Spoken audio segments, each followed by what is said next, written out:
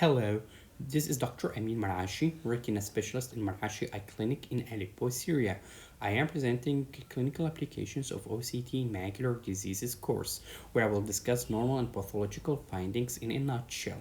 This video is all about a collection of the previous videos in the playlist of the clinical applications of OCT course. Optical coherence tomography OCT is one or even the most important ancillary test used to diagnose and follow up patients with macular diseases.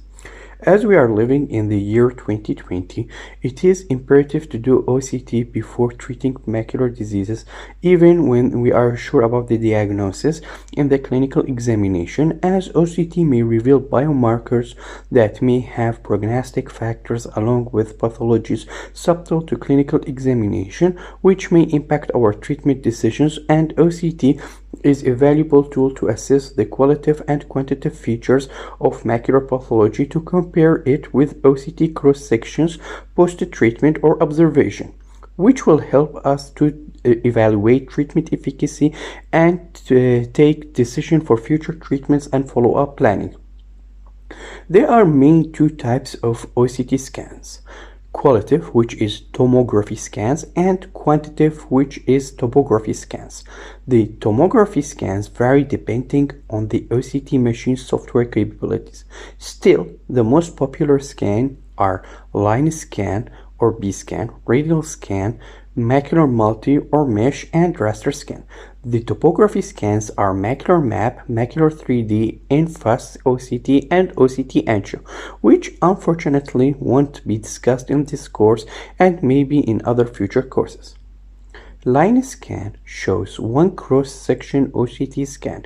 This line can be moved and changed in size and axis depends on the examiner desire, and it is helpful to do cross-sectional OCT to study a specific retinal lesion. Some software allow to cross-line to study the desired retinal lesion in vertical and horizontal plane. In OCT report for line scan, there would be an infrared image or SLO image showing a line and an arrow showing OCT cross-sectional location and direction, which the yellow spots projects the yellow line in the OCT cross-section. This is helpful as location indicator when studying the OCT cross-section, while the graph shows changes in retinal thickening from ILM to RPE Brooks membrane, or it can be changed to study the changes in retinal thickness across retinal layers depend on software capabilities. The radial scan is one of the most popular scans, which in principle is multiple line scans, which the center of each scan is always at the center of the fovea by default. The number and size of the scans along with the location can be changed depending on the software capabilities.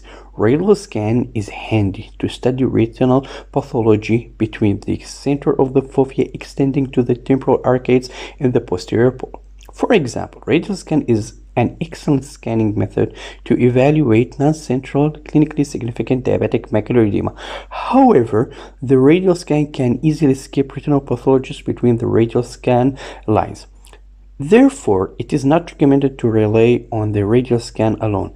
The radial scan report may show all radial line scans taken by the OCT machine, and examiner can choose the appropriate scan that reveals the main pathology. Therefore, the retinal physician must decide what image should be chosen. Some OCT machines produce radial thickness map from ILM to RPE Brooks membrane complex. This map can be helpful to follow up patients with macular edema. The graphs serve the same function as mentioned earlier. Raster scan is a multiple line scans parallel to each other in horizontal plane or vertical plane. The number, space, and lengths of the line scan can be adjusted depending on software capabilities. However, raster scan is one of the most essential OCT scans to study macular pathology in different levels. In contrast, the macular multi-scan provides both horizontal and vertical line scans, which are very useful to study macular changes without skipping any pathology in square form, from crossed horizontal and vertical lines.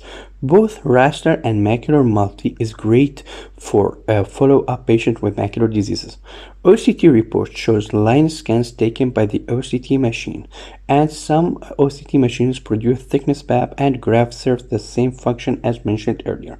In clinical practice, both radial and raster scan are important to obtain in order to study macular diseases appropriately and not to miss any pathology. Quantitative scans such as macular map topography, one of the most popular scans, but sometimes it is misleading due to it is software and patient data dependent. For example, if Arab patient examined and machine don't have Arab race, the software map analysis won't be accurate. The same when the age and sex are incorrectly added. Macular topography is useful for demonstrational purposes when explaining the patient about the disease and show treatment efficacy, as topography shows a colorful map which is color coded depends on the thickness changes. So when the macular thickness is between 200 and 300, the color would be blue, and around 300 it would be green. Between 300 and 400 microns it would be yellow. However, red when the thickness is between 400 and 500 microns, while white color usually for thickness above 500 microns. Still, the location of the edema is not always accurately presented on the topographical map, and treating physicians should rely on tomography to decide to consider the pathology is central or non-central. The ETDRS sector 9 contains thickness value that project the location of clinically significant macular edema as identified by the ETDRS, and can be color-coded based on deviation from normative database. However, the coloring may not be presented accurately due to reasons mentioned above, while the numbers presented are accurate as it takes the mean thickness in the scanned area and useful to follow up patients. Therefore, when OCT machine produce macular topography, it scans the retinal volume depending on the software capabilities, which it may capture 12 by 9 mm and produce volumetric OCT, which is very useful to study the extent and distribution of macular pathologies, along with the status of vitreous and its adhesions or tractions to retinal surface. And this can be very handy when planning a prostaglandin vitrectomy. Obtaining both volumetric OCT and topographical map software can render 3D cube of the macula, which can be segmented into different planes, along with horizontal or vertical, to study retinal layers in depth, along with 3D rendering of the vitreous, which is very helpful to see the vitreomacular tractions when planning to do prostaglandin vitrectomy. OCT infas is a C scan formed by multiple B scans, which creates fundus images in different planes of depth, such as ILM vitreous, inner nuclear tissues, RPE, and choroid, which is very useful to delineate macular pathologies in different levels. For example, in vitreomacular traction, and epiretinal membrane is visible, showing the extent and direction of the traction. The same applies for intraretinal cysts, which shows distribution of, and size of intraretinal cysts in the inner nuclear layer. Some OCT machines allow adjustable segmentation to study the desired retinal layer in C-section.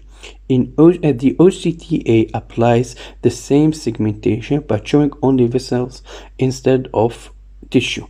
Learning the normal OCT finding is important to distinguish the pathology.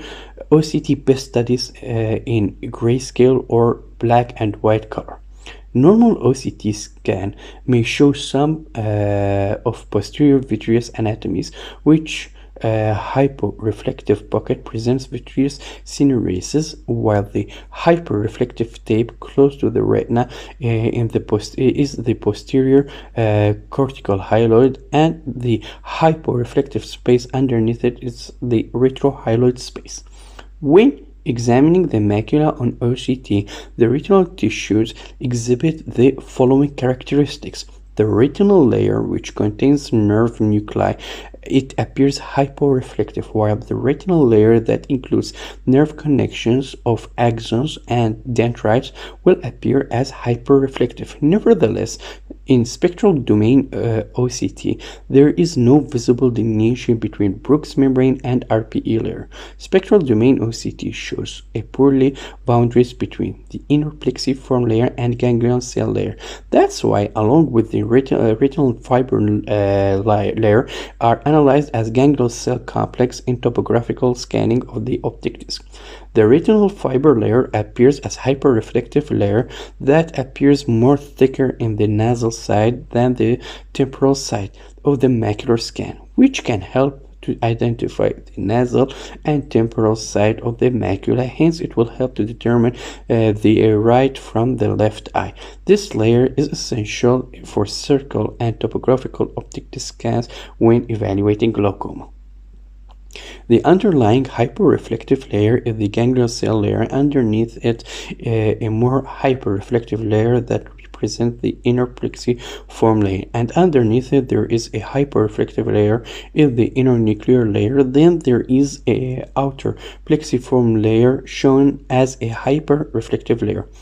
The retinal nerve fiber layer, ganglion cell layer, inner plexiform layer, inner nuclear layer, and the outer plexiform layer are absent in the foveal center, where only outer nuclear layer is presented and has more exceptional thickness, while outside the center of the fovea it becomes thinner. There, the outer nuclear is hyporeflective, where at the bottom of it there would be a hyperreflective thin line, which is external limiting membrane. Underneath the external limiting membrane, a hyperreflective layer presents an inner segment of photoreceptors called myoid zone. Below it, a hyperreflective line which presents junctions between the inner and outer segments of photoreceptors, which at the center of the fovea is called ellipsoid zone, which is one of the very important layers. Any disruption of it will cause a visual loss. At the foveal center, only there would be a hyporeflective pocket that contains outer segments of photoreceptors. Between the ellipsoid zone and RPE layer, there is interdigitation zone, which presents the tips of photoreceptors. This layer appears as a hyperreflective line, but not always visible in spectral domain OCT. RPE layer appears as hyperreflective line under the interdigitation or ellipsoid zone, which in normal cases, Bruch's membrane is not visible.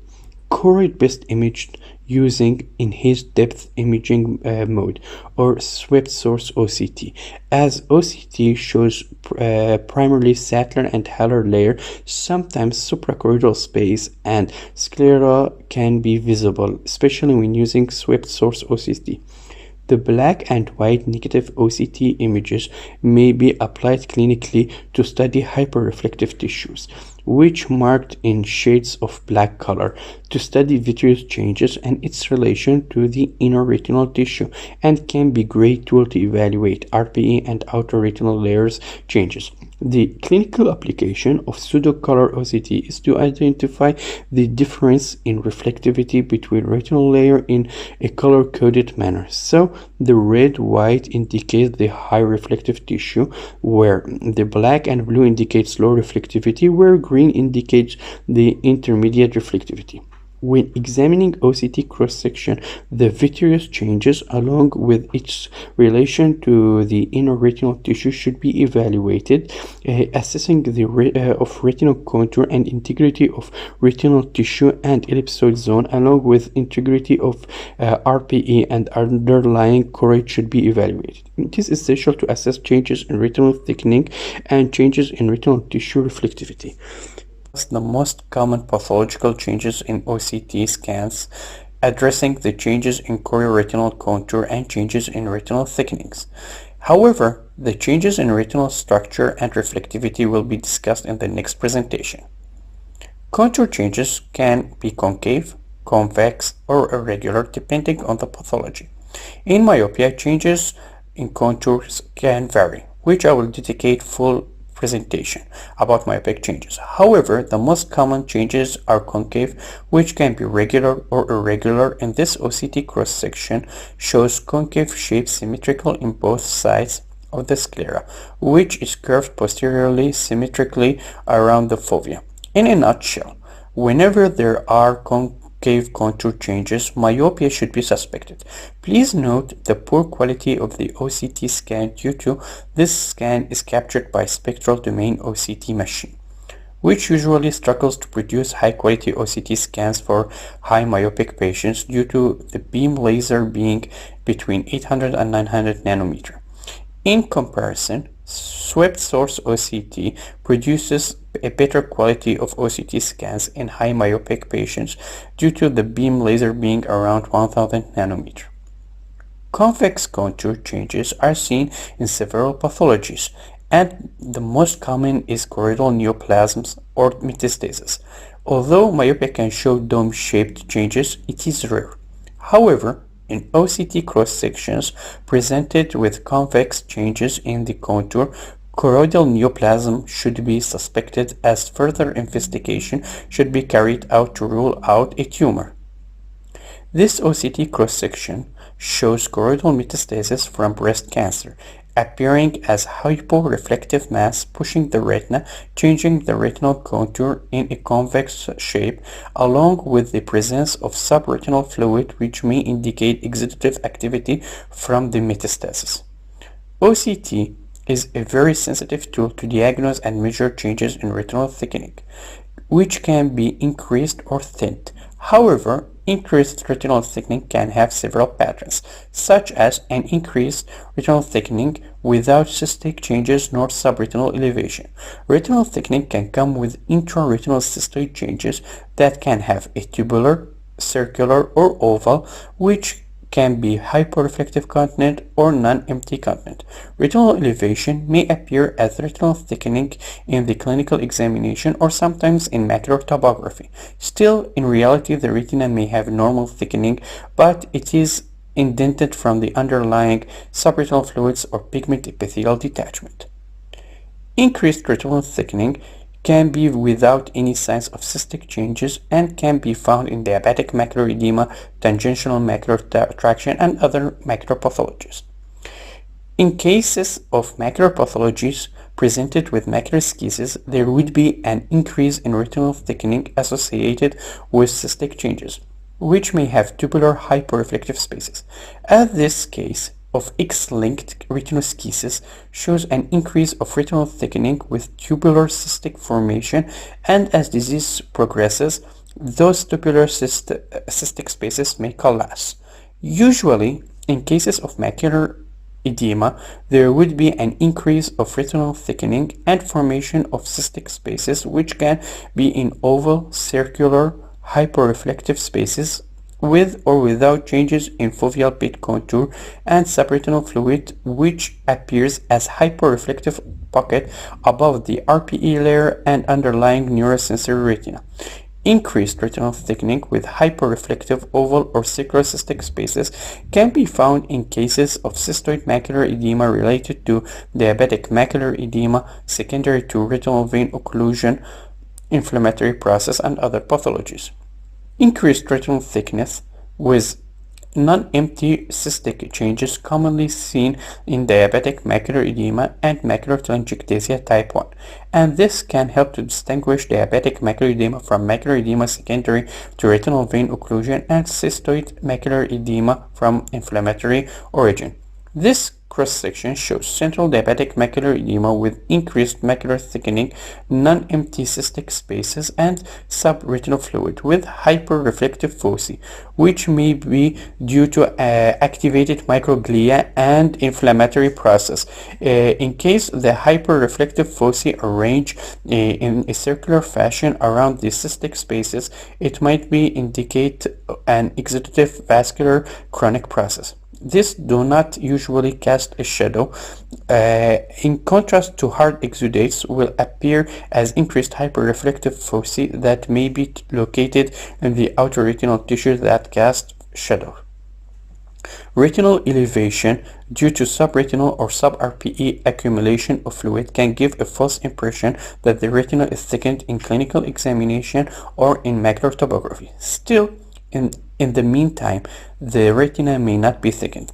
This cross-section of central serous chorioretinopathy shows an accumulation of fluids between the neurosensory retina and the RPE, with relatively normal retinal thickening, elongation of photoreceptors, small pigment epithelial detachment, and thickened choroid with dilated hallers.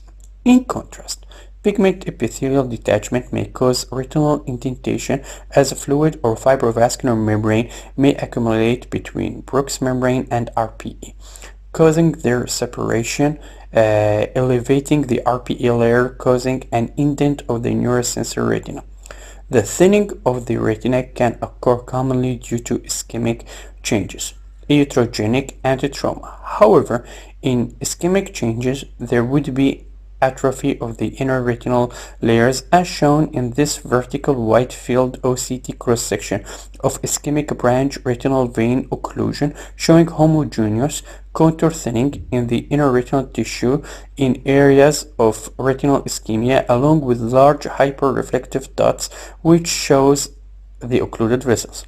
In contrast, the retinal contour thinning can be irregular as this cross-sectional OCT shows irregular focal iatrogenic thinning of inner retinal tissue during pars plana vitrectomy. It is imperative to rule out vitreomacular interface abnormalities, such as vitreomacular traction, VMT, where vitreous is detached perifoveal but persistent central posterior cortical hyaloid adhesion causing anterior posterior traction. This cross-section of VMT shows perifoveal posterior cortical hyaloid detachment with central adhesion of the posterior cortical hyaloid causing anterior posterior oblique traction, inducing increased retinal thickness and cystic formation along with disruption of the ellipsoid zone. In contrast, the vitreomacular abnormality may appear as an epiretinal membrane that will feature a hyperreflective membrane causing tangential traction disrupting inner retinal tissues. This cross-section shows the epiretinal membrane appears as a hyperreflective membrane causing corrugated inner retinal layers forming pegs, along with intraretinal cystic formation and disruption of the ellipsoid zone and increasing of retinal thickness. Intraretinal cavitation may appear as intraretinal cystic changes without an increase in retinal thickness. Intraretinal cavitation is not formed due to intraretinal tissue fluid accumulation. Instead, cavitation are formed due to degenerative processes such as in macular telangiectasia type 2 or age-related macular degeneration. This OCT cross-section shows intraretinal cavitation with normal retinal thickness due to macular telangiectasia type 2. One of the biomarkers of inner retinal tissue changes which affect visual acuity is the disorganization of inner retinal layers, which features a loss of boundaries between the inner retinal layers, such as the outer plexiform layer with inner nuclear layer, inner plexiform layer, and ganglion cell layer. Disorganization of inner retinal layer can affect the visual outcome. In patients with diabetic macular edema related to vein occlusion, uveitic cystoid macular edema, and epiretinal membrane. Therefore, when a patient has a long-term inner retinal tissue structure changes, such as cystoid macular edema, the patient will suffer some degree of visual impairment due to the disorganization of the inner retinal layers. This is an example of central diabetic macular edema presented with intraretinal cysts disrupting the boundaries between the inner retinal layers. The second cross-section shows resolved edema after treatment but shows poor to no visible boundaries between inner retinal layers. The loss or disruption of the external limiting membrane or an ellipsoid zone can cause permanent visual loss, and it is an independent visual prognostic factor from the disorganization of the inner retinal layer. This cross-section shows diabetic macular edema with intraretinal cystic changes and disorganization of the inner retinal layer and loss of the central external limiting membrane and ellipsoid zone. Therefore, this case may improve anatomically after treatment, but the improvement of vision is less likely. As intraretinal cysts enlarge in size and coalesce with or without vitreomacular traction, avulsion of inner retinal tissue may occur.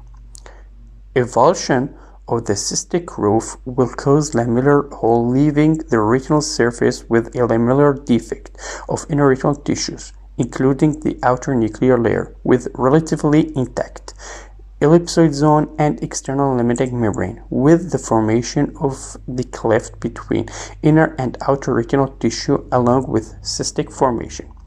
In contrast, full-thickness defects will feature a full-thickness macular hole, in this case of stage 4 full-thickness macular hole in the myopic eye with RPE Drusen-like changes and cystic formation in both edges of the hole. Elongation of the photoreceptor layer can be found when there is an accumulation of subretinal fluid. For instance, in cases of central serous chorioretinopathy and some cases of cystoid macular edema, such as diabetic macular edema and other vascular diseases. The elongation is due to loss of contact between the RPE and photoreceptor's outer segment, preventing phagocytosis of photoreceptors' waste products, causing its accumulation.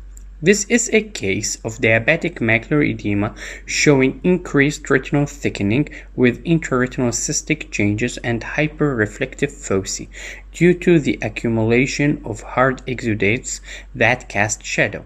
In contrast, the small hyperreflective foci that usually don't cast a shadow may indicate an active inflammatory process due to activated microglia.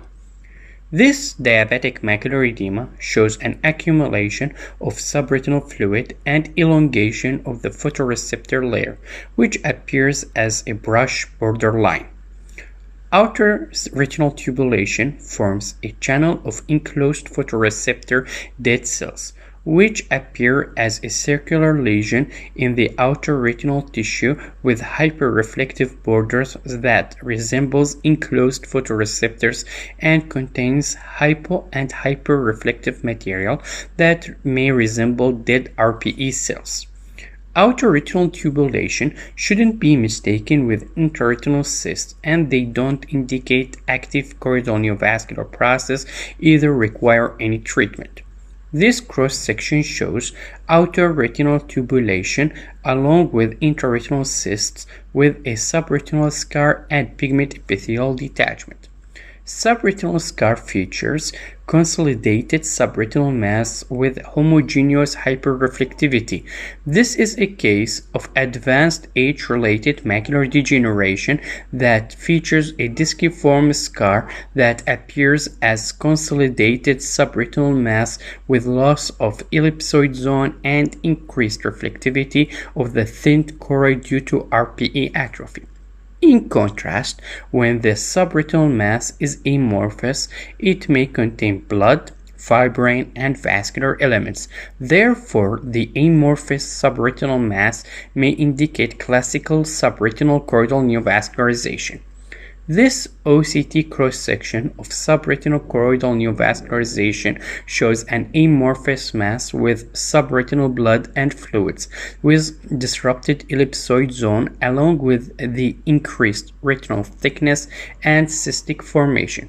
However, the amorphous subretinal mass shouldn't be mistaken with subretinal vitiliform accumulation, which appears more homogeneous mass between the RPE and intact ellipsoid zone. OCT is one of the best methods to diagnose and accurately measure and locate Drusens.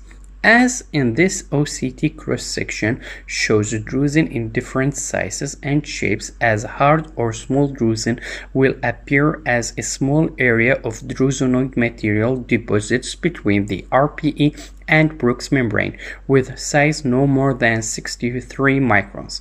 In contrast, soft or larger drusen will appear more homogeneous with an increase in size between 63 and 124 microns. However, the soft drusen may combine with ellipsoid zone disruption and intraretinal pigment migration.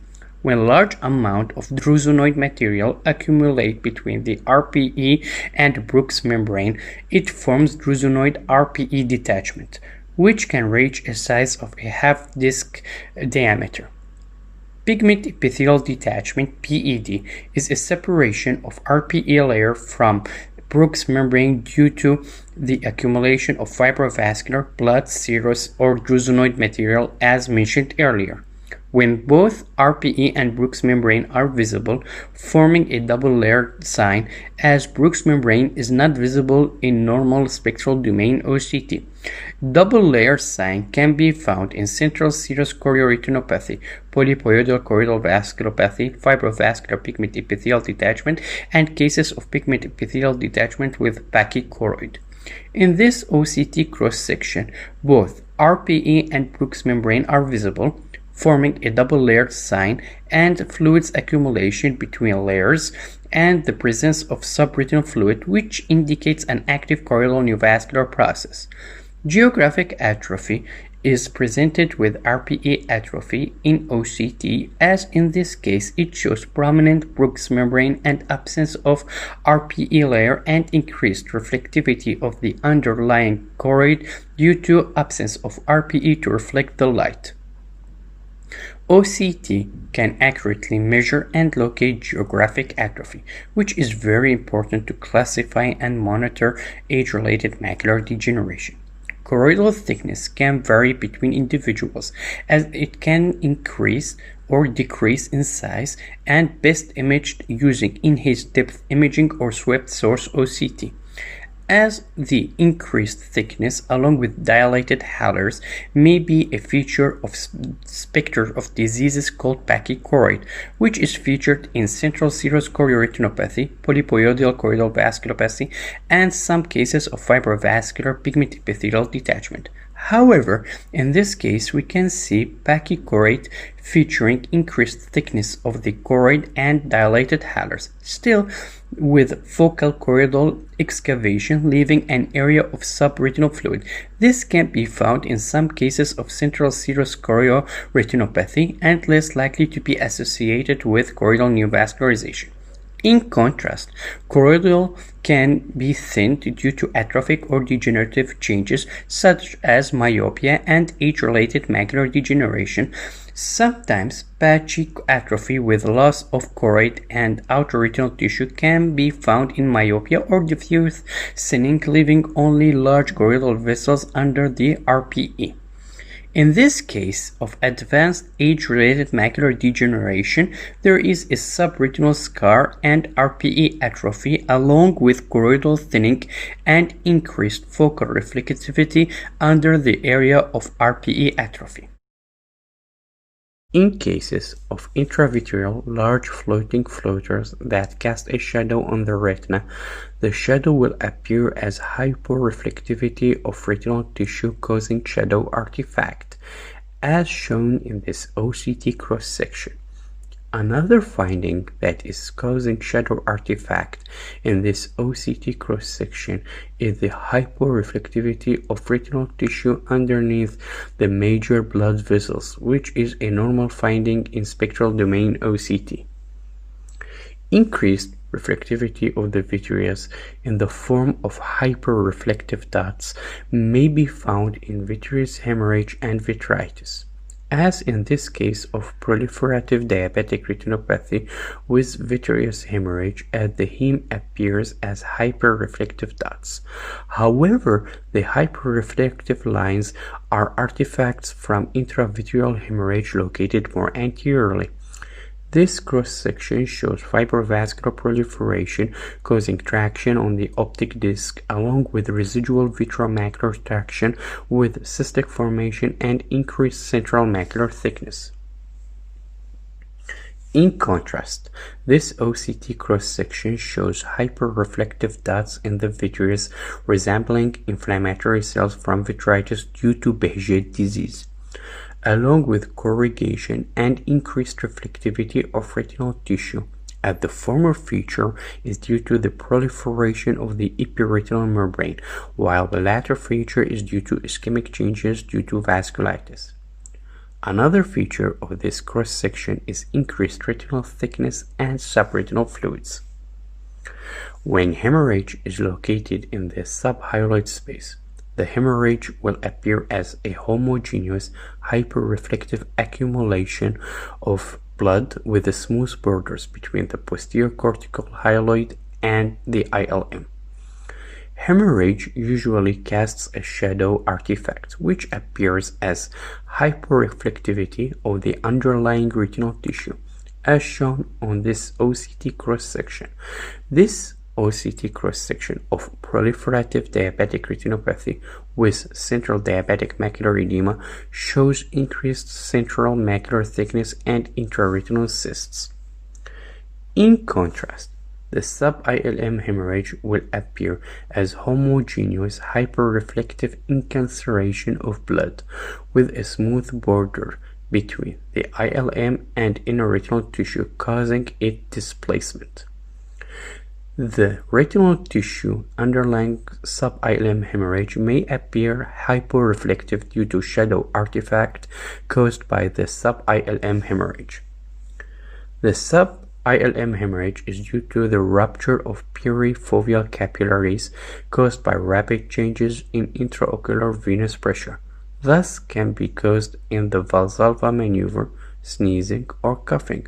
However, other reasons for sub-ILM hemorrhage could be blood dyscrasia. Cotton wool spots are shown to increase the thickness of the retinal nerve fiber layer due to ischemic changes causing accumulation of exoplasmic material within the nerve fiber layer. As in hemorrhage, they cast shadow artifact causing hyperreflectivity of the underlying retinal tissue and are differentiated from sub-ILM hemorrhage from clinical examination. Cotton wool spots are less likely to be located centrally. They are less uniformly organized as in sub-ILM hemorrhage and less likely to cause indentation or displacement of the rest of the retinal tissue with less effect of shadow artifact. When there is an increased reflectivity of the inner retinal tissue, especially when the involved layers are up to the outer retinal plexiform or outer nuclear layer, there is an ischemic retinal vascular process.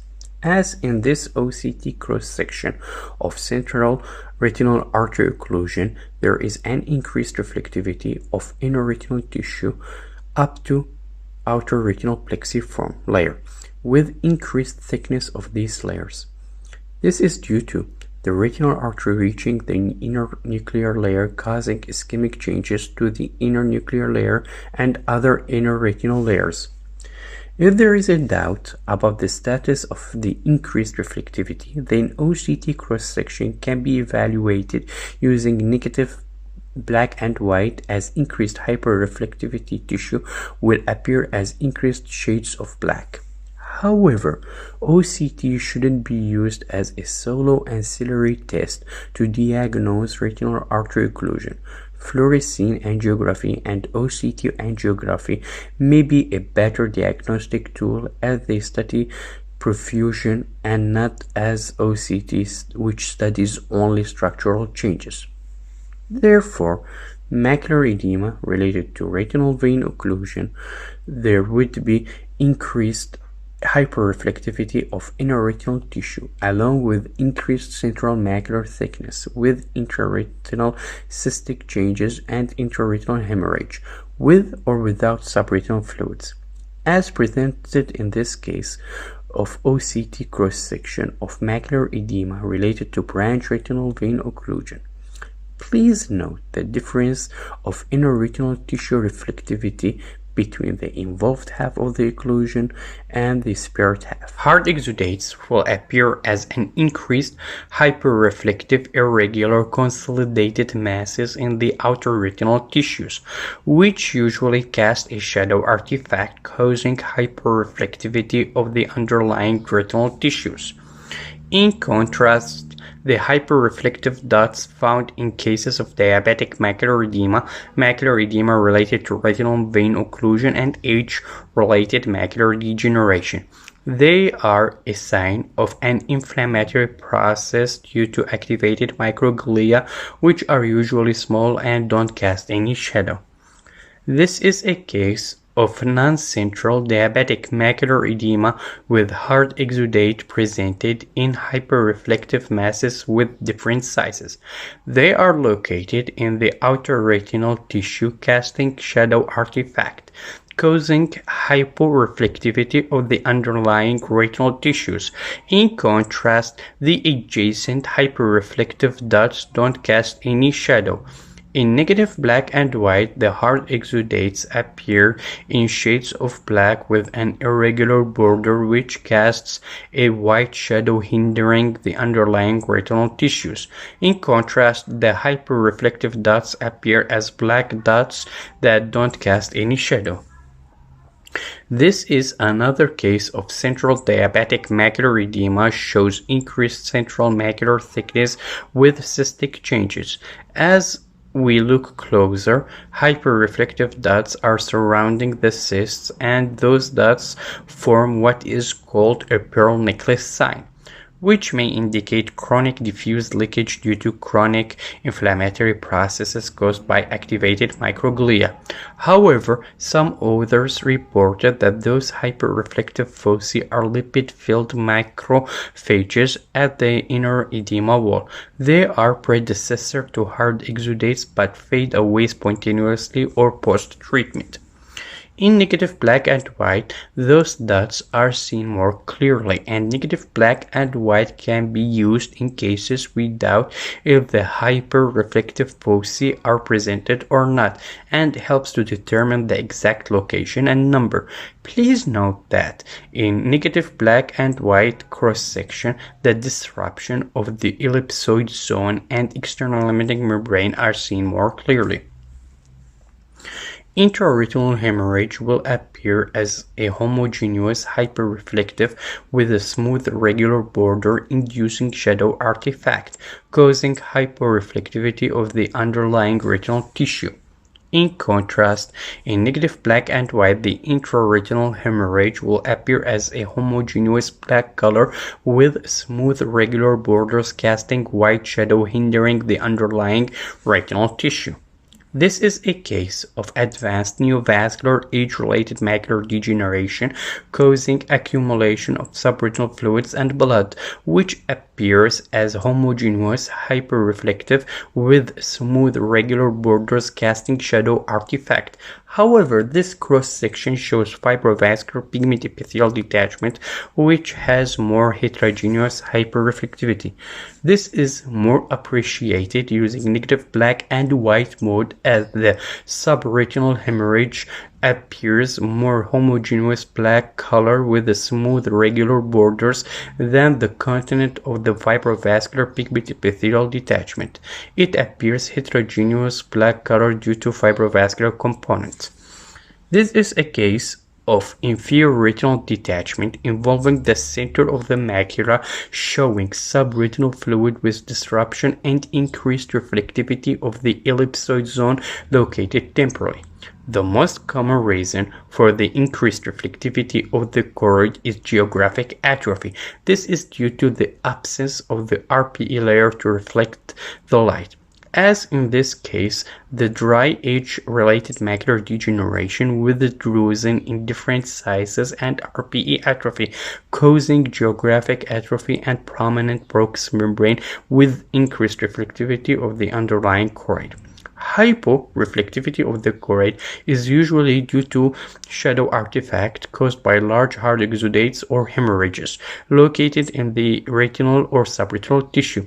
However, contraction of RPE in cases of RPE tear, which appears as increased reflectivity causing indent of the retina, may cause hyporeflectivity of the choroid due to shadow artifact, and increased reflectivity of the adjacent area of the choroid due to absence of RPE in an area where RPE was ripped off. Cortical vitreous separates from the posterior pole. It happens in stages. Like stage 1, there would still be a posterior cortical vitreous adhesion at the center of the fovea, while the posterior cortical vitreous is separated perifoveally. However, this stage shouldn't be mistaken with vitreomacular traction, as in vitreomacular adhesion, there won't be disruption of an ellipsoid zone or inner retinal tissues, and it is asymptomatic.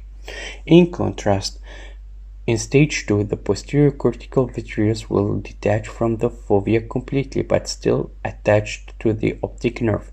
In stage 3, there is a complete separation of the vitreous even from the optic nerve.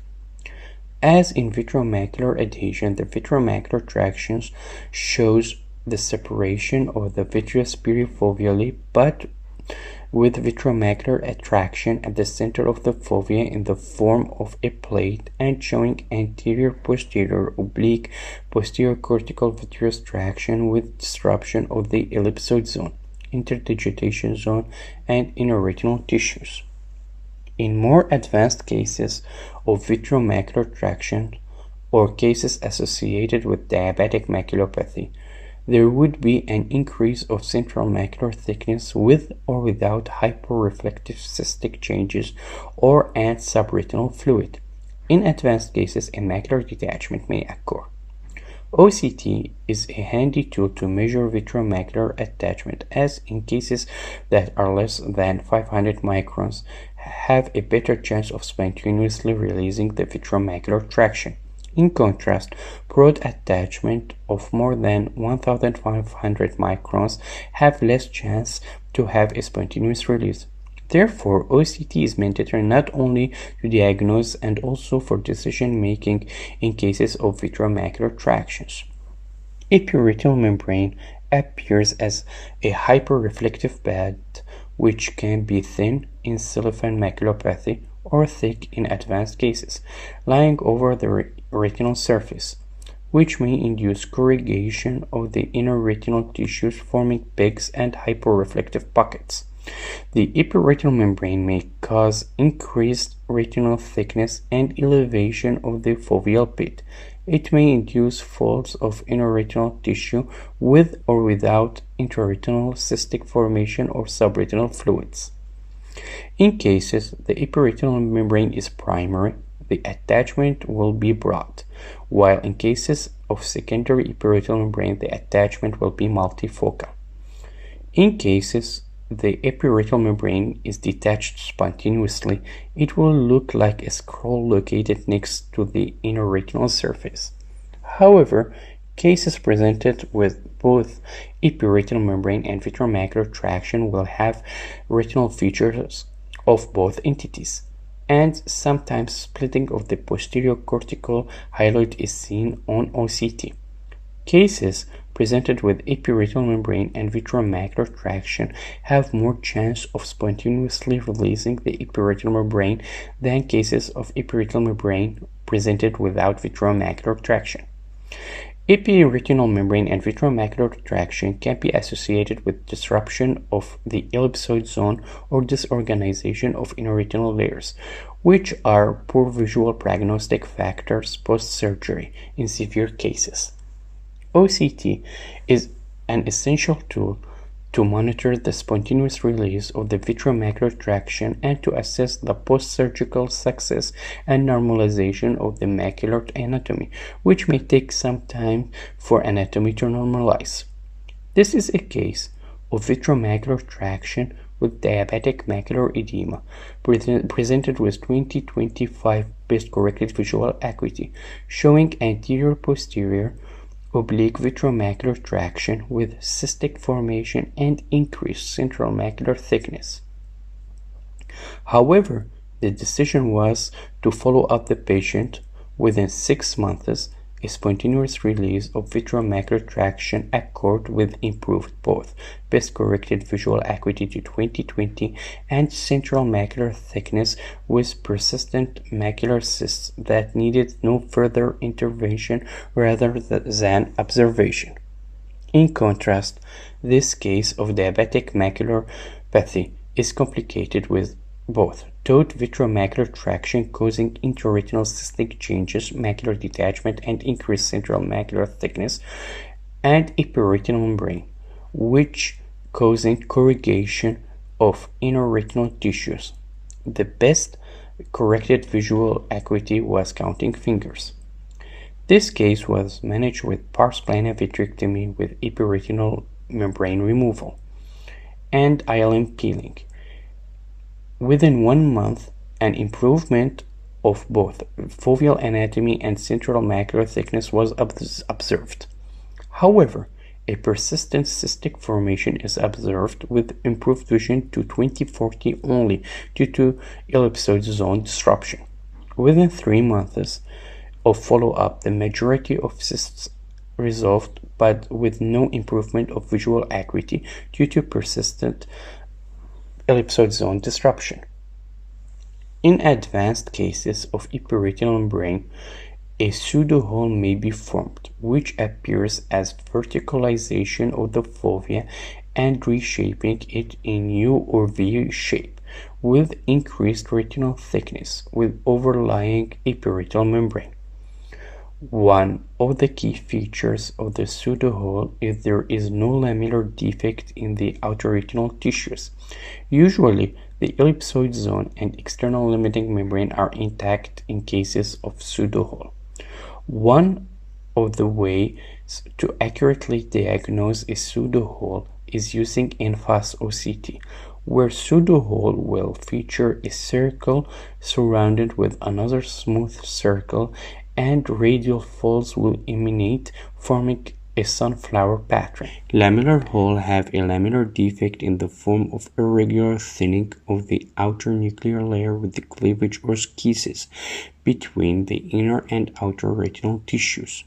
The lamellar hole is usually occurring due to avulsion of the cystic roof caused by an uncontrolled edematous process, vitreomacular traction or tangential traction by an epiretinal membrane, which appears as hyperreflective band causing corrugation of inner retinal layers. In contrast, can be presented in medium reflectivity and not induce any traction. Lamellar holes secondary to vitreomacular abnormalities have 2 ways to progress. The first is due to vitreomacular traction. Indeed, it will cause an intraretinal tubular cystic changes forming schisis between the outer plexiform and outer nuclear layer in a mustache appearance with a relatively intact ellipsoid zone. The wider the inner edges of the lamellar hole, the more thinning will be. Hence, the schisis itself will cause a relative scotoma. However, in severe cases, there would be a small cystic formation in the level of the inner plexiform layer. The other form of lamellar hole related to traction is usually caused by the epiretinal membrane leading to degenerative cavitation forming cleavage of the inner retina, leaving a lamellar defect similar to top hat. The wider the inner edges of the lamellar hole, the more thinning it will be. In contrast to the schisis type, the ellipsoid zone in the degenerative type is usually disrupted and explains the reduction of vision. Some cases of lamellar hole presented with pseudooperculum.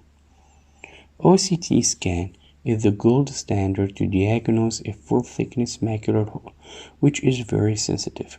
OCT shows any associated pathologies such as vitreomacular traction and epiretinal membrane. Hence, OCT is very important for treatment decision making. OCT is very important to measure hole size, as the northwest side in the mid-retina between the hole edges are used. Full-thickness macular hole can be presented in several stages.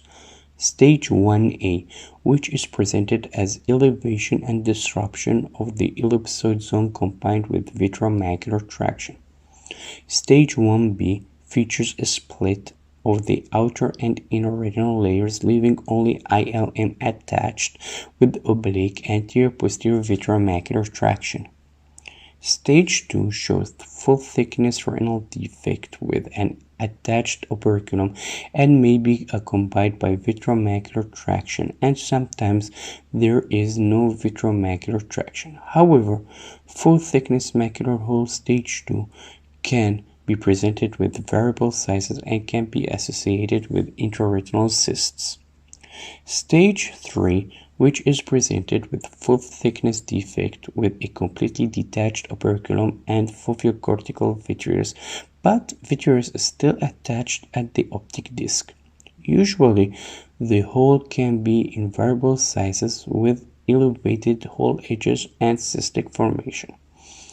Stage 4 features full thickness defect with a completely detached operculum and foveal cortical vitreous, but vitreous is detached at the optic disc, aka full posterior vitreous detachment, and usually the hole can be variable sizes with elevated hole edges and cystic formation. Stage 1 and 2 are usually presented with vitreomacular traction as shown in the previous slides. In contrast, stage 3 and 4 sometimes can be presented with epiretinal membrane. OCT is very important to assess the progression of a full thickness macular hole when monitoring the natural course of the macular hole in stage 1 and 2. The same OCT is essential to evaluate post-surgical success after repairing full thickness holes in stage 2, 3, and 4. Keep in mind that when spontaneous release of the vitreomacular traction occurs, it is less likely to develop a full thickness macular hole, as in this case that shows posterior vitreous separation with residual cystic formation. The contralateral eye of this patient suffers from full thickness macular hole. This is a case shows macular hole stage 3 and was managed with pars plana vitrectomy with ILM peeling. The post-surgical cross-section shows closure of the macular hole. OCT can be useful in clinical practice to evaluate macular changes in cases of rhegmatogenous retinal detachment. OCT can accurately assess if the macula is attached or detached, along with the presence of vitreomacular abnormalities such as epiretinal membrane, which may warrant epiretinal membrane and ILM peeling during surgery. In contrast, when there is a thinning of the retinal tissue in the center of the fovea, the ILM peeling may lead to a heterogenic macular hole. In cases of rhegmatogenous retinal detachment associated with detached macula, the photoreceptor layer may present with increased reflectivity and disruption, along with intraretinal cystic formation, which may feature a poor visual prognosis. OCT can assess vitreopapillary abnormalities. In clinical examination, vitreopapillary traction may appear as swallowing optic disc. Hence, OCT is very useful to diagnose vitreopapillary traction, which shows persistent anterior-posterior vitreopapillary traction with deformities of normal papillae anatomy. When studying the OCT cross-section of diabetic macular edema, vitreomacular interface abnormalities should be ruled out. In cases presented with vitreomacular interface abnormalities causing corrugation of inner retinal tissues due to focal attachments with increased macular thickening, then pars plana vitrectomy is indicated. However, in cases presented with epiretinal membrane but with intraretinal cystic changes and increased central macular thickness due to microaneurysmal leak, which is confirmed with fluorescein angiography, then intravitreal anti-VEGF or steroids are considered. However, if this treatment failed to improve macular edema, then pars plana vitrectomy is indicated. Diabetic macular edema that is not associated with vitreomacular interface abnormalities, OCT utilized to show the location of the edema. As for central diabetic macular edema, intravitreal anti-VEGF or steroids can be carried out. In contrast, non-central clinically significant macular edema is treated with focal or grid laser. OCT can show biomarker that can predict the visual prognosis post-treatment. Therefore, in cases presented with disorganization of inner retinal layers or an ellipsoid zone disruption with or without external limiting membrane disruption, it will have a guarded visual prognosis. In contrast, the absence of the early mentioned biomarkers may predict better visual prognosis. OCT features in diabetic macular edema are increased retinal thickening, which may be associated with loss of foveal pit in some cases of central diabetic macular edema. A cystic formation can be empty or non-empty continent in a circular or oval shape.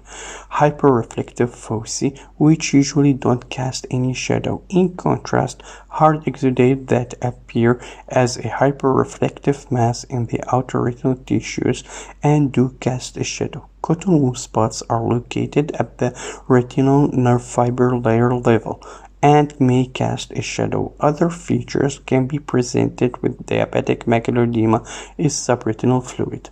Diabetic macular edema can exhibit several patterns such as cystoid macular edema, which usually appears as increased retinal thickening with an oval or circular empty or and non-empty cystic changes, with loss of foveal pit, with or without subretinal fluids. Those type of edema usually respond well to steroids. On the other hand, diabetic macular edema may appear sponge-like increased retinal thickening with empty and non-empty intraretinal the cyst that appears oval or circular and can be combined with subretinal fluids. Those types of edema usually respond well to VEGF blockade agents. Sometimes, diabetic macular edema can be presented with diffuse thickening without presenting any intraretinal cysts and can be associated with subretinal fluids.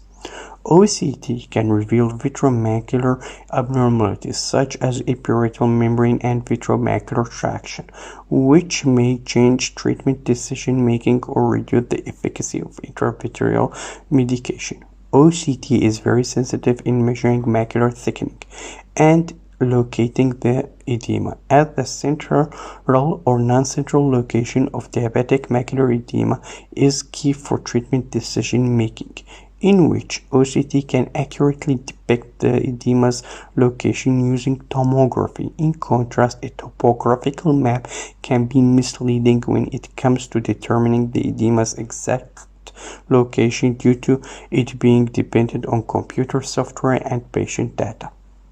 For example, in this case of diabetic macular edema, the topographical map shows non-central diabetic macular edema. In contrast, tomography of the same case shows increased retinal thickening with cystic formation involving the center of the macula in addition to ellipsoid zone disruption and hard exudates. Thus, relying on topography alone may falsely give the impression of non-central diabetic macular edema and may lead to wrong treatment decisions.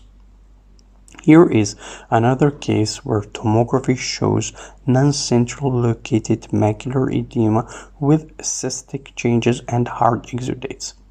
The topography shows signs of non-central clinically significant macular edema, where both the inner and outer subfields are affected but sparing the center of the fovea. Most of the edema is located in the outer subfields with size bigger than 1500 microns. Those readings of macular topography can help to determine the indication of laser treatment. In contrast, when the inner subfields are not involved and the edema is less than 1500 microns may indicate clinically non-significant non-central diabetic macular edema, which laser may not be recommended. Topography may help to follow up changes in subfields post-treatment in patients with non-central clinically significant macular edema, as topography will take the mean subfields changes in the edematous area. However, tomography may show not only thickness changes but structural changes as well. When the edema is centrally located, the topography can play a role in studying and demonstrating the efficacy of the treatment in color-coded manner. As shown in this example, the patient had increased thickness of the central and inner subfields due to central diabetic macular edema, and post-treatment the topography shows resolution of the edema and improvement of macular thickness in the central and inner subfields. Tomography, on the other hand, may show not only changes in macular thickness but may show structural changes. For example, these OCT cross-sections are for the same patient, shows increased central macular thickness with a mix of non-empty and empty cystic changes along with subretinal fluids and hyperreflective foci. However, post-treatment cross-section shows resolution most of intraretinal cysts, subretinal fluids, and reduction of central macular thickness, but with some non-central ellipsoid zone disruption. It is important to remember that the relation between the central macular thickness and visual acuity is modest, as the other factor may contribute in reduction of vision, such as disorganization of inner retinal layers with or without ellipsoid zone or an external limiting membrane disruption, along with the presence of hard exudates in the central 1800 microns, along with ischemic maculopathy if confirmed with OCT angiography or fluorescein angiogram. For example, this patient has a mild increase in central macular thickness, but the best corrected visual acuity is 20/50. OCT is the gold standard to diagnose the association of diabetic macular edema with vitreomacular abnormalities such as epiretinal membrane and vitreomacular traction. Epiretinal membrane appears as a hyperreflective band causing corrugation of inner retinal tissues in the form of pegs. In contrast, vitreomacular traction appears as anterior-posterior oblique traction. Both epiretinal membrane and vitreomacular traction may increase macular thickness and induce intraretinal cystic changes. When tractional elements cause the diabetic macular edema, the treatment of choice is surgical by performing pars plana vitrectomy. It is important to rule out vascular elements that contribute in inducing macular edema in cases presented with vitreomacular interface abnormalities by using fluorescein angiography to rule out leaking microaneurysms. As in this case, there is an epiretinal membrane that does not cause distortion or corrugation of inner retinal tissue, but there are intraretinal cystic changes. In this case, fluorescein angiography may reveal leaking microaneurysms. Both tractional and vascular elements induce some types of diabetic macular edema, as treating the vascular element itself may only reduce edema partially, while the rest of the edema may require surgical intervention by performing pars plana vitrectomy. Topography for the same patient shows serrated borders in the area of tractions. In contrast, edema appears with smooth borders. OCT in diabetic macular edema can contain several biomarkers which can predict the underlying pathogenesis and prognosis, such as hyperreflective foci are signs of the active inflammatory process due to activated microglia. When they surround the cyst wall, it forms pearl necklace sign, which may indicate a chronic diffuse leakage. Other important biomarkers are the disorganization of inner retinal layers, which may predict guarded visual prognosis. Every 299 microns of disorganization for more than 4 months will lead to one line loss of the final visual acuity. The other independent biomarkers that may affect visual prognosis are disruption of the external limiting membrane or and ellipsoid zone. In cases presented with a central external limiting membrane or and ellipsoid zone disruption, end up with visual prognosis regardless of the inner retinal layer status. Please see the difference in the organization of inner and outer retinal layers between two halves of this cross section. OCT can be handy in revealing complications of the proliferative diabetic retinopathy at the posterior pole.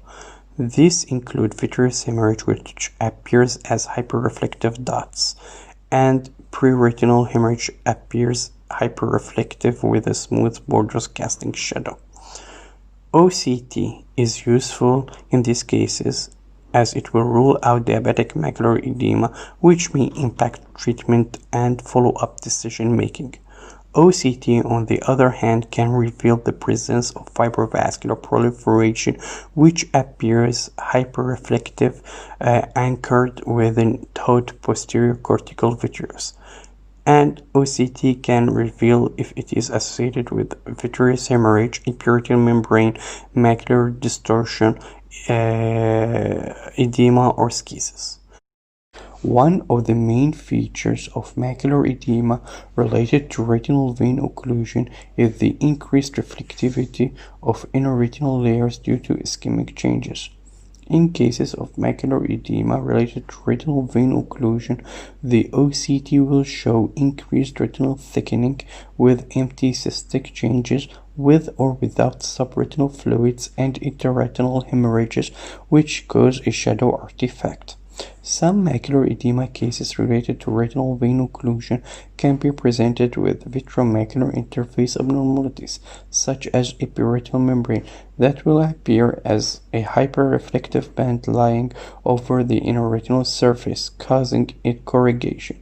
Other features that can be associated are the disorganization of inner retinal layers with or without ellipsoid zone and external limiting membrane disruption, which negatively impacts the visual prognosis.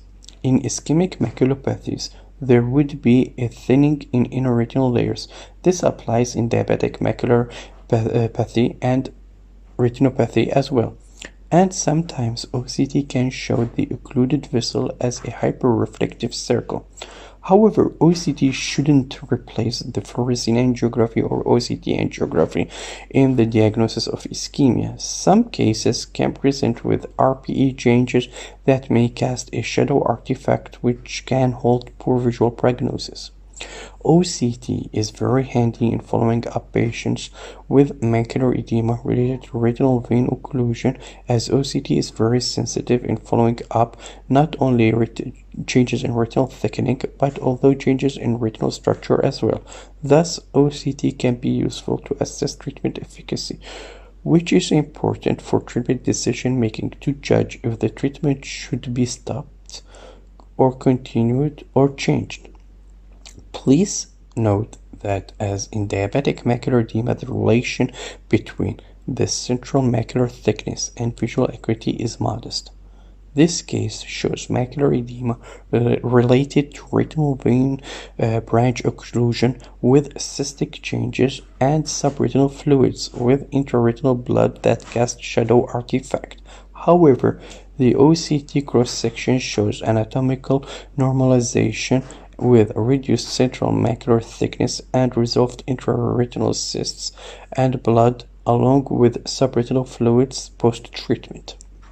OCT has unique features in cases of retinal artery occlusion, which features increased reflectivity and thickening of inner retinal tissues, which are more appreciated in negative black and white. In contrast, old static retinal artery occlusion will feature thinning of the inner retinal layers. This is a case of branch retinal artery occlusion showing hyperreflectivity of the involved retina. In contrast, the uninvolved half appears with a normal reflectivity with adjacent to cotton wool spot which project shadow artifact. OCT can be useful to rule out paracentral acute middle maculopathy, which can be a predecessor to retinal artery occlusion and feature a marked increased reflectivity of the outer plexiform and inner nuclear layer, which usually cast a shadow. In cases of retinal artery macroaneurysm, OCT may show increased macular thickening with cystic changes. OCT can have distinct features between exudative and hemorrhagic macroaneurysm. For exudative, there would be an increased macular thickening with empty or non-empty cystic changes and hard exudates that appear in the form of hyperreflective masses located at the outer retinal tissues that cast a shadow artifact. In contrast, hemorrhagic macroaneurysm will feature intraretinal, preretinal, and sometimes subretinal hemorrhage, which appears as hyperreflective with a smooth border that casts shadow along with cystic changes and macular edema with increased retinal thickening and can be associated with vitreomacular interface abnormalities such as an epiretinal membrane or thawed vitreous. OCT can be utilized to follow up macular changes in patients with arterial macroaneurysm. OCT may show macular edema improvement post-treatment or observation, which may help to follow up at treatment decision making. OCT exhibit different findings in different types of macular telangiectasia. In type 1 macular telangiectasia, there would be an increased retinal thickening with empty or non-empty cystic changes with or without subretinal fluids and loss of foveal pits. Sometimes it can be presented with hard exudates. OCT is very useful to follow up and assess treatment efficacy in cases of macular telangiectasia type 1. This case shows increased retinal thickening at baseline with cystic formation and hard exudates. Post-treatment cross-section shows an improvement of both central macular thickness and cystic formation. However, in macular telangiectasia type 2, OCT may show in early stages enlarged temporal foveal pit, but as disease progresses, it may show degenerative changes such as cavitation. However, intraretinal pigmentation will appear as hyperreflective mass which casts a shadow artifact, and as disease progresses, the cavitation will involve inner and outer retinal layers without any increase in retinal thickening.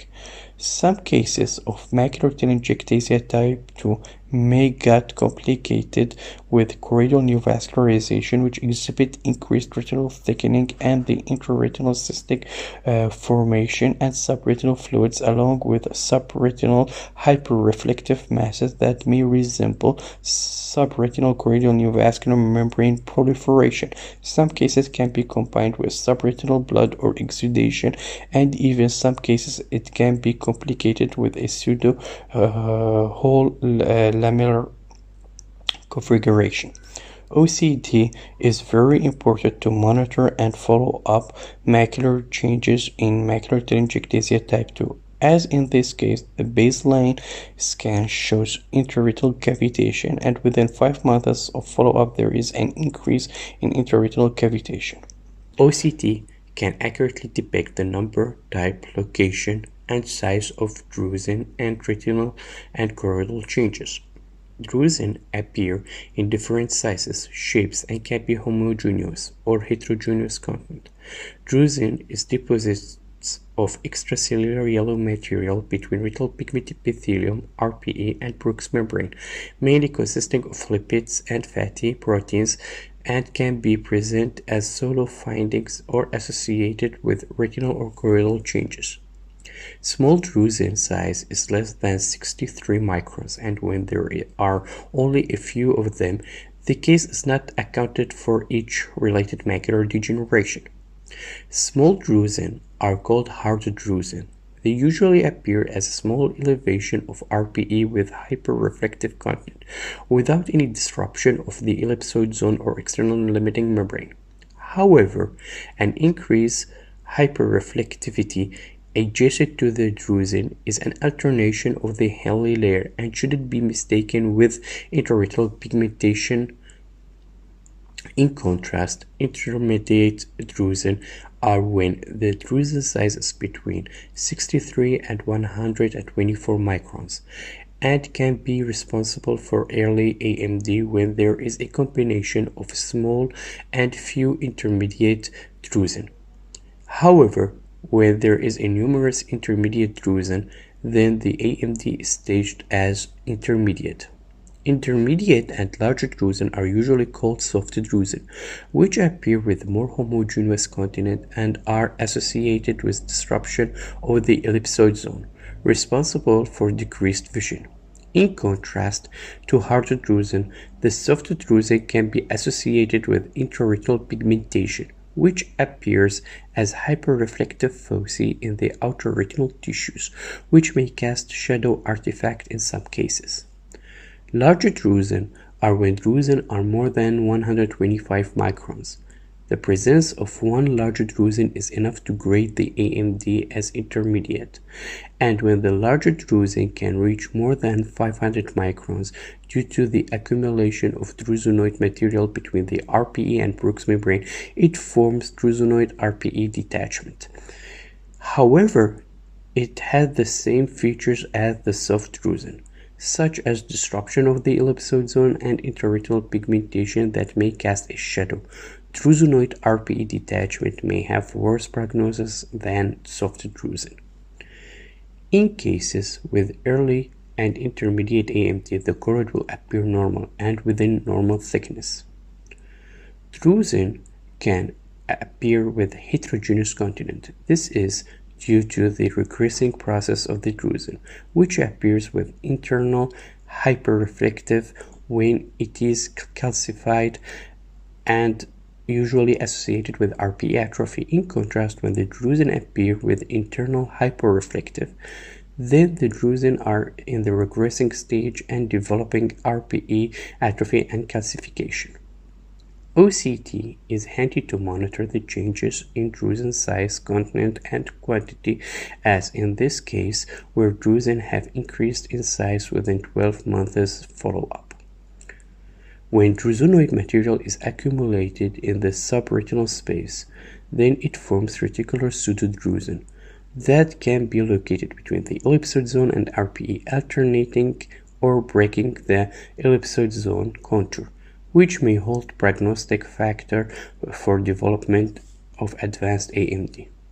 RPE can be atrophied completely or incompletely. In cases of incomplete retinal pigment epithelial and outer retinal atrophy in age-related macular degeneration, the RPE is not completely atrophied. It will be presented with increased reflectivity of the underlying choroid with attenuation or disturbance of the RPE layer with or without outer retinal atrophy, including ellipsoid zone degeneration. In contrast, when RPE is completely atrophied, it will show loss of the RPE layer. Only Bruch's membrane is visible, with increased reflectivity of the choroid due to the absence of RPE to reflect light. Nevertheless, it will be associated with the loss of ellipsoid zone and external limiting membrane. When RPE is completely atrophied, it will induce geographic atrophy, which can be presented in cases of intermediate AMD when the geographic atrophy is non-central. In contrast, advanced non-neovascular AMD, the geographic atrophy is central involving. Hence, OCT is very useful to locate and measure the geographic atrophy.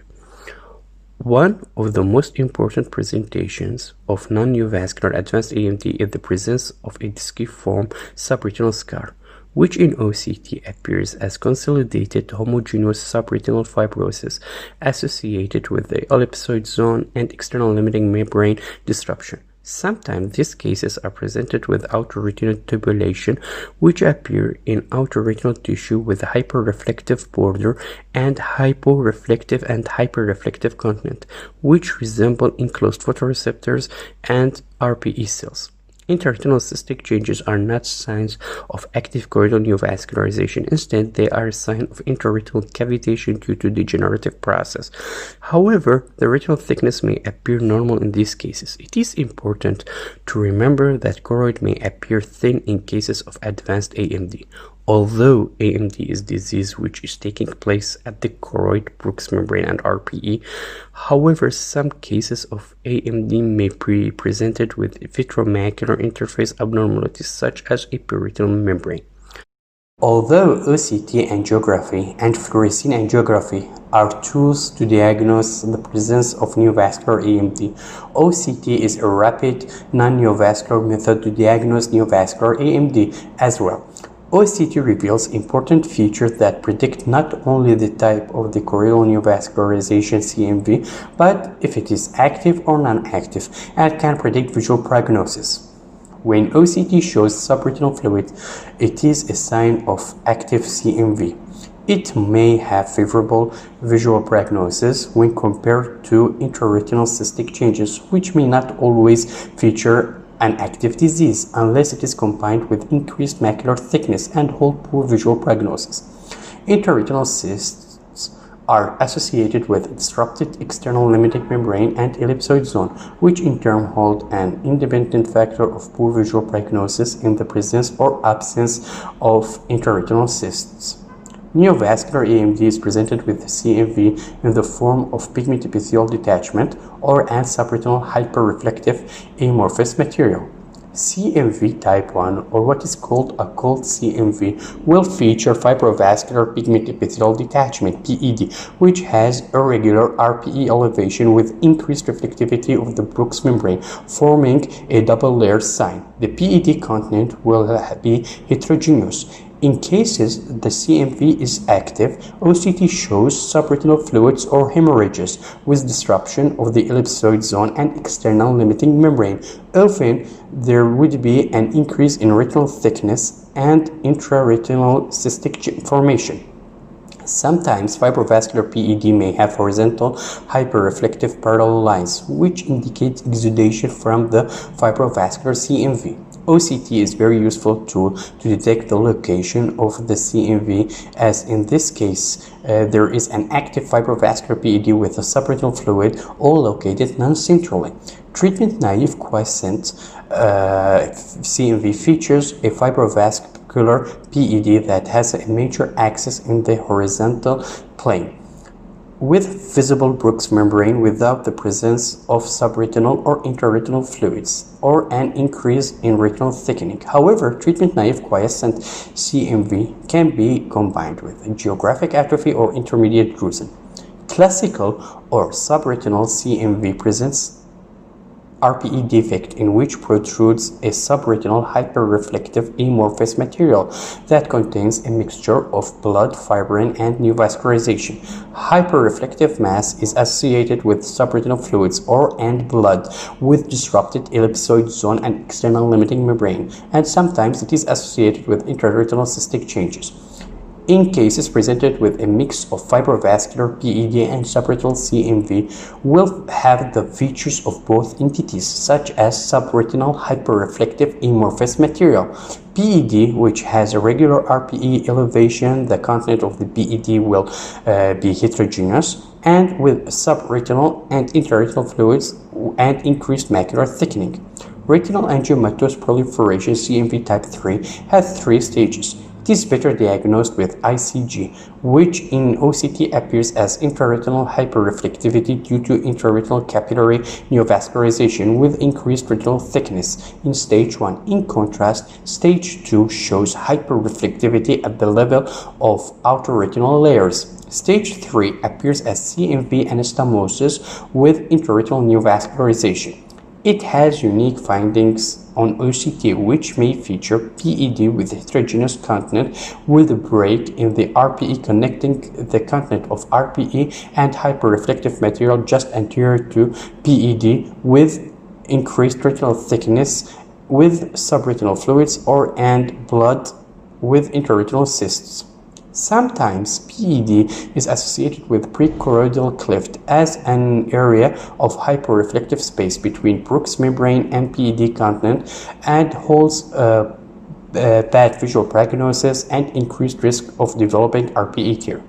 Serous PED shows elevated RPE with a smooth or corrugated borders with clear fluids, which give a homogeneous content of the PED.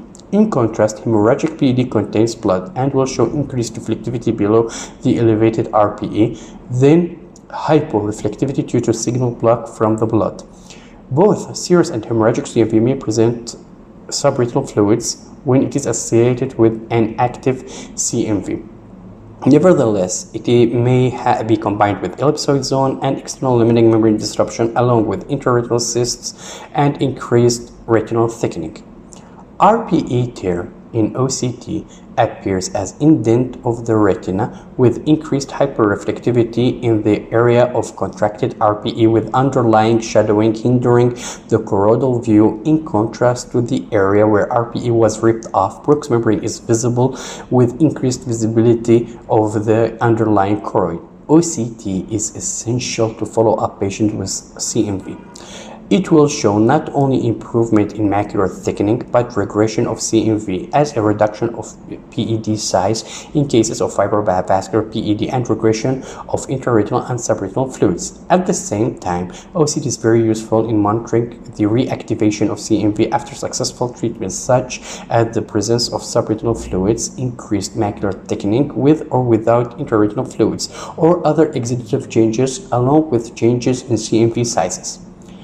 As in this case of subretinal CMV type 2 showing subretinal fluids with subretinal hyperreflective amorphous mass and increased retinal thickening with intraretinal cystic changes.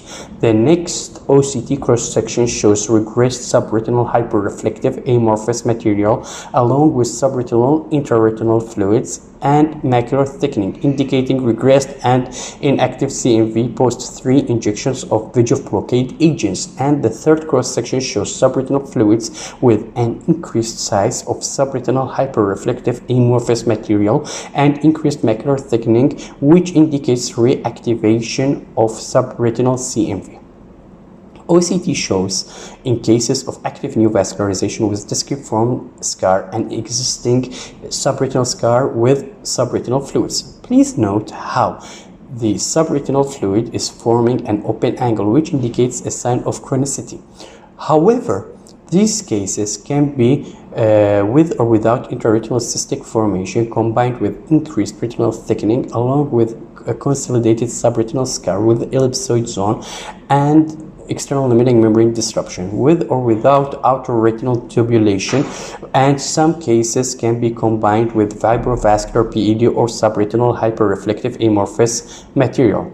OCT can help determine if treatment is warranted, especially in there are areas of central outer retinal integrity, beneficial vision, and status of the other eye. In contrast to this case, where there is a total disruption of central ellipsoid zone and external limiting membrane and best corrected visual acuity counting finger closed face. At the same time, the other eye has only moderate AMD with 20/20 vision.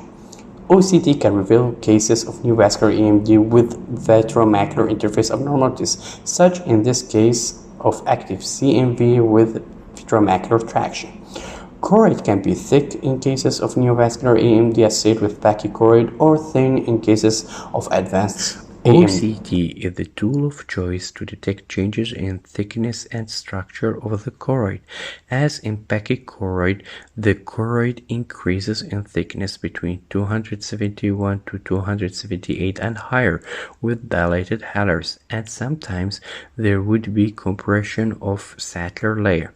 Pachychoroid changes are not limited to the choroid, but it can be combined with pigment epithelial detachment PED with increased reflectivity of the Brooks membrane forming double layer sign. Pachychoroid is sometimes associated with subretinal fluids, and occasionally it can be associated with changes in outer retinal layers. Please remember that choroid best studied using enhanced depth imaging or swept source OCT. One of the most common pachychoroid presentations in youth populations is central serous chorioretinopathy, CSCR, which features subretinal hyperreflective space containing fluids with elongation of photoreceptor layer, which may cause erosions with sometimes floating parts at the subretinal space as sign of an active leak and hold bad visual prognosis. However, and CSCR sometimes shows hyperreflective foci, which may resemble the remodeling of chorioretinal structure associated with increased choroidal thickness and may hold bad visual prognosis when presented in large numbers. Usually, OCT shows PED with a hyperreflective Bruch's membrane forming a double layer sign. However, in chronic cases, RPE may show nodular or atrophic changes. Choroid will show increased thickness with dilated halars and compressed saddler layer in both eyes, even in unilateral CSCR. As in this example, a right eye has CSCR with subretinal fluids with increased choroidal thickness and dilated halars. The left eye for the same patient shows the increased choroidal thickness and dilated halars without any signs of CSCR. Typically, there are no intraretinal cystic changes in cases of CSCR except for some chronic changes that resemble intraretinal cavitation with or without increased retinal thickness. Some cases of CSCR got complicated with choroidal neovascularization, which features fibrovascular PED with subretinal and intraretinal fluids. OCT is the tool of choice to diagnose and follow up patients with CSCR, as in this case, where there is CSCR with subretinal fluids, PED, and pachychoroid, and after treatment with subthreshold microsecond laser, it shows decreased subretinal fluids. Sometimes CSCR may be presented as focal choroidal excavation. However, choroidal neovascularization should be ruled out in these cases. This cross-section shows focal choroidal excavation, which shows hyperreflective subretinal space with increased choroidal thickness and dilated halars. Sometimes pachychoroid can be presented with pigment epithelial detachment only, with no subretinal fluids or intraretinal changes, as such cases may warrant only follow-up with no need of treatment. Pachychoroid can be presented in cases of non-neovascular AMD with intermediate and or larger drusen, which will have the same findings of intermediate non-neovascular AMD, but with increased thickness of the choroid and dilated halars. Pachychoroid in cases with complicated choroidal neovascularization. Usually, the choroidal neovascularization is type 1 without any signs of AMD, such as Drusen, especially in a group of patients who are aged around 40 years. This is a case that shows intraretinal cystic changes and increased macular thickness and PED with increased reflectivity of Bruch's membrane, showing a double layer sign with increased choroidal thickness and dilated halar. This is cross-section for the same patient post-treatment with 3 consecutive monthly intravitreal VEGF blockade agent, showing a decrease in macular thickness with resolved intraretinal fluids. However, pachychoroid can be presented in cases of type 1 neovascular AMD, especially in older individuals, which will have the same features as type 1 neovascular AMD, but with increased choroidal thickness and dilated halars. These cases may require treatment with photodynamic therapy adjacent to VEGF blockade agents and fail to respond to VEGF blockade agents as solo therapy. This is a case of neovascular AMD showing intraretinal cystic changes with increased macular thickness and Drusen and fibrovascular PED. However, the choroid is thick with dilated halars. This is a cross-section for the same patient post-treatment showing a decreased macular thickness with resolved intraretinal fluids. One of the disease spectra of Pachychoroid is polypoidal choroidal vasculopathy, which presents increased choroidal thickness with dilated halars and PED showing increased reflectivity of Brooks membrane forming double layer sign. In polypoidal choroidal vasculopathy, the PED usually in M or domed shape showing the adherent polyp sub-RPE. However, in cases of active polypoidal choroidal vasculopathy, there would be subretinal fluids, with less likely to have intraretinal fluids. That explains favorable visual prognosis when treated successfully, and sometimes it can be associated with RPE atrophy or subretinal hemorrhage. Changes in retinal contours, one of the most common pathological myopia that features several patterns, such as straight sclera with curvature slope toward the optic nerve. Concave shape, symmetrical on both sides of the sclera, curve posteriorly symmetrically around the fovea, which appear more posteriorly curved in cases of staphyloma, or asymmetrical around the fovea or irregular curvature. Rarely, the macula looks convex, creating dome-shaped myopic maculopathy, which may be associated with subretinal hyporeflective spaces. In diffuse chorioretinal atrophy, the choroid thinned and maybe only a large choroidal vessel remains under the RPE. In pachychororetinal atrophy, the choroid is absent along with photoreceptor layer and RPE, and only sclera and intraretinal tissue are available. In myopic choroidal neovascularization, there would be a subretinal hyperreflective material that may have minimal or may not show signs of exudation, such as subretinal or intraretinal fluids. Thus, OCT can differentiate the subretinal bleeding from choroidal neovascular membrane. However, this case shows subretinal hyperreflective material with minimal subretinal fluids. OCT is important to assess treatment efficacy for choroidal neovascularization or progression post-follow-up, as shown in this example where myopic patient complicated with choroidal neovascular membrane without subretinal fluids, and the other cross-section shows regression of choroidal neovascular membrane post-treatment with intravitreal VEGF blockade agents. OCT is the tool of choice to diagnose the presence of vitreomacular abnormalities such as epiretinal membrane, which appears as hyperreflective band causing traction at the arcade or at the center of the macula causing myopic traction maculopathy, leading to foam cystoid macular changes mostly in the inner retinal layers in tubular form inducing schisis, where in severe cases lamellar or full thickness holes. However, in some severe cases a macular detachment may present. OCT is important for post-surgical evaluation to assess the release of macular traction. Retinitis pigmentosa usually features partial or total loss of outer retinal tissues, including the ellipsoid zone and external limiting membrane.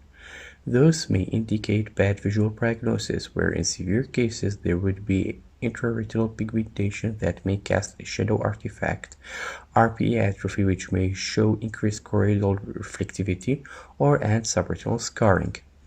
OCT is important to diagnose cystoid macular edema in patients with retinitis pigmentosa, which may feature increased macular thickness with hyporeflective cystic changes with or without subretinal fluids.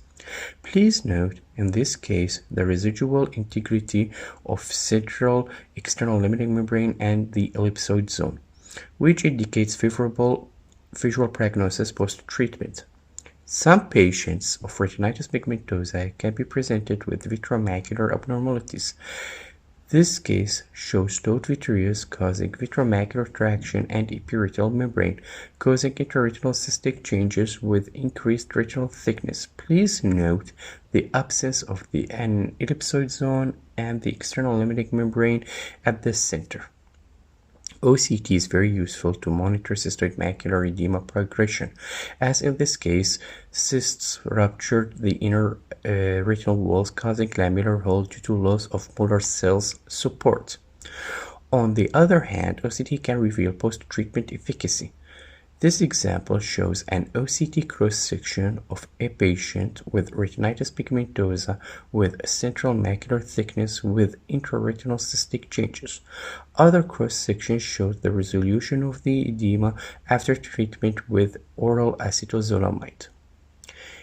In Choroidal dystrophy, it may feature cystoid macular edema with loss of both ellipsoid zone and external limiting membrane similar to retinitis pigmentosa. In this case, showing hyperreflective intraretinal cystic changes with increased retinal thickness and loss of ellipsoid zone and external limiting membrane, and the other cross-section shows resolved edema after oral treatment with acetazolamide. Sometimes, when Stargardt disease complicated with choroidal dystrophy in advanced stages, it may feature a subretinal hyperreflective gap in the outer retinal tissues with some residual granular deposits due to loss of ellipsoid zone and external limiting membrane, forming a hyperreflective space. In advanced stages, it can be presented with outer retinal and RPE atrophy. In Best disease, OCT shows an accumulation of subretinal hyperreflective material with increased thickness of the ellipsoid zone. Similar findings can be found in adult-onset foviomacular vitiliform dystrophy, where subretinal hyperreflective material accumulate between the RPE and intact ellipsoid zone. In the pseudohypopian stage, there would be a subretinal hyperreflective pocket which contains subretinal fluids with increased thickness of photoreceptor layer, and it can sometimes confuse it with central serous chorioretinopathy. As careful inspection of vitiliform lesions which appear as a hyperreflective material located subretinally, and detailed inspection of in-face OCT which shows increased reflectivity of the vitiliform lesion adjacent to decreased reflectivity of hyperreflective subretinal fluids may aid to confirm the diagnosis, along with traces of subretinal orange material deposits on fundus image. Fundus autofluorescence and EOG can confirm the diagnosis as well. In vitliruptive stage, there would be a mix of hypo and hyperreflective subretinal materials with alternation of RPE and disorganization of ellipsoid zone. In advanced atrophic stage, there would be RPE atrophy with disruption of the ellipsoid zone and external limiting membrane with scent retina with subretinal scar formation. Sometimes some small cystic changes may be due to impairment of RPE function to maintain a dry retina. Sometimes Best disease can feature fibrotic pillar, which projects from RPE towards the subretinal space in the form of hyperreflective mass that may cast shadow artifact, and usually surrounded with subretinal fluids, which may indicate an active choroidal neovascular membrane. This is a case of Best disease shows fibrotic pillar with subretinal fluids. The next cross-section shows resolved subretinal fluid post-treatment with VEGF blockade agent with a decrease in fibrotic pillar. However, treatment with intravitreal injections is not always successful in resolving the subretinal fluids, and the presence of neovascularization should be confirmed with OCT angiography or fluorescein angiography. Some Best cases may get complicated with choroidal neovascularization, as in this case it shows an accumulation of subretinal vitiliform lesions. However, Adjacent to it, there is a fibrovascular pigment epithelial detachment. Still in other cross-sections for the same patient, there is a pigment epithelial detachment showing increased reflectivity of proximal membrane, forming double layer sign adjacent to subretinal fluids that indicate an active occult choroidal neovascular membrane. Please note that choroid is thick with dilated halars in both cross-sections, indicating the presence of Pachychoroid. Central areolar choroidal dystrophy OCT cross-sections shows atrophic changes of RPE and loss of ellipsoid zone and thinning of outer retinal layers, which are located adjacent to a preserved retinal area of RPE and outer retinal tissue. X-linked retinoschisis shows tubular cystic formation and increase of retinal thickening. However, as the disease progresses, the cystic spaces may coalesce. OCT is the gold standard to diagnose cystoid macular edema post-cataract surgery, which appears as increased macular thickness and intraretinal hyporeflective cystic changes with loss of foveal pit and with or without subretinal fluids. Sometimes cystoid macular edema may cause clinical diagnostic confusion between pseudophakic cystoid macular edema and other retinal vascular diseases in high-risk patients. It may require additional imaging modalities such as fundus imaging, fluorescein angiography, and OCT angiography. However, OCT can reveal unique structural changes that may help differentiate, such as increased reflectivity of intraretinal tissues and intraretinal hemorrhages that are the hallmark of macular edema related to retinal vein occlusion. In contrast, non-empty cystic changes and hard exudates may refer to diabetic macular edema along with a spongy-like appearance. OCT is very useful in revealing vitreomacular interface abnormalities, such as the presence of vitreomacular traction or epiretinal membrane with increased macular thickness and intraretinal cystic formation. It can be associated with cases of post-complicated cataract surgery with incarcerated vitreous strands at the wound or cases pre-existing vitreomacular interface abnormalities. However, the cases of pseudophakic cystoid macular edema associated with traction may indicate pars-plana vitrectomy to relieve the traction. OCT is important in clinical practice to evaluate post-treatment efficacy, as in this example there is increased central macular thickness with intraretinal hyporeflective intraretinal cystic formation and loss of foveal pit. The next cross-section shows resolved macular edema and intraretinal cystic changes post-treatment with a suprachoroidal triamcinolone acetonate injection.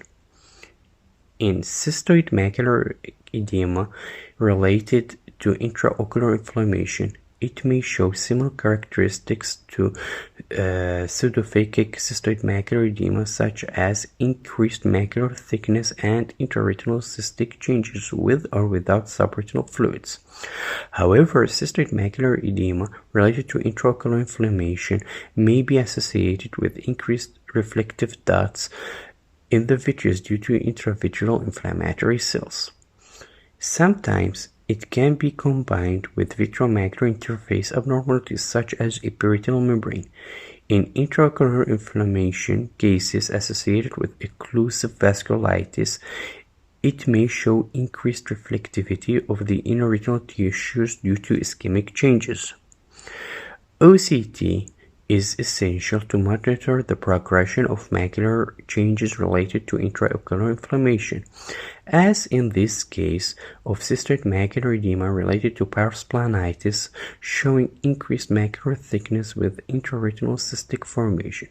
Please note the reduced quality of the OCT scan due to vitritis. The next cross-section shows post-treatment with a suprachoroidal injection of triamcinolone acetonate, resolution of edema, and intravitreal inflammatory cells clearance.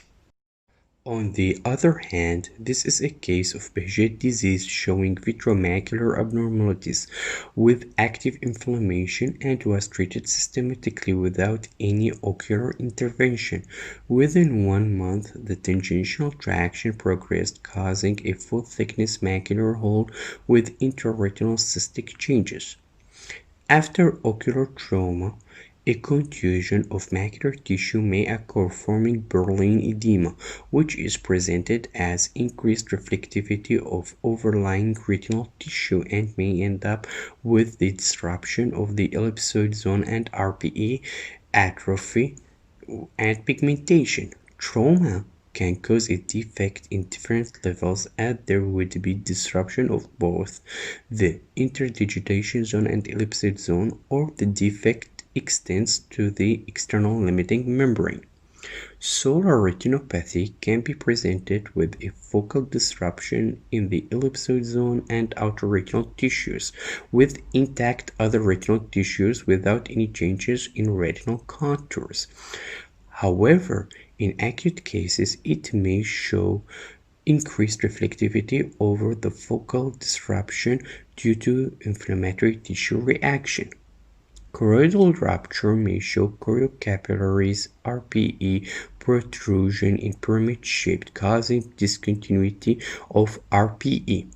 Some choroidal rupture cases may be presented with concave contours with a wide area of external limiting membrane, ellipsoid zone, and RPE Brooks membrane loss. In acute cases, this protrusion may combine with subretinal blood, which appears as subretinal hyperreflective fluids with smooth borders. Some choroidal rupture cases got complicated with subretinal choroidal neovascularization, which may be presented with subretinal fluids and subretinal hyperreflective mass. As in this case, there is a choroidal rupture in the form of RPE protrusion in the pyramid shape, causing discontinuity of RPE, and subretinal hyperreflective mass presenting subretinal choroidal neovascularization with subretinal fluids and blood and intraretinal cystic changes. OCT is very useful in assessing a traumatic macular hole, which will show a full-thickness macular defect with or without intraretinal cystic changes and elevated edges. OCT can accurately measure traumatic hole size, as a smaller hole size have a better chance for spontaneous closure, as in this case of an 18-year-old boy presented with a traumatic macular hole, and within 6 months of follow-up there was a spontaneous closure of the hole. In angioid streak, an alternation of Brooks membrane with subretinal fibrosis and atrophy. However, when angioid streak got complicated with choroidal neovascularization, it will have subretinal hyperreflective mass with increased retinal thickening and intraretinal fluids with or without subretinal fluids. This cross-section for the same case post-treatment with intravitreal injection of VEGF blockade agents, showing resolved cystic changes and macular edema with subretinal fibrosis.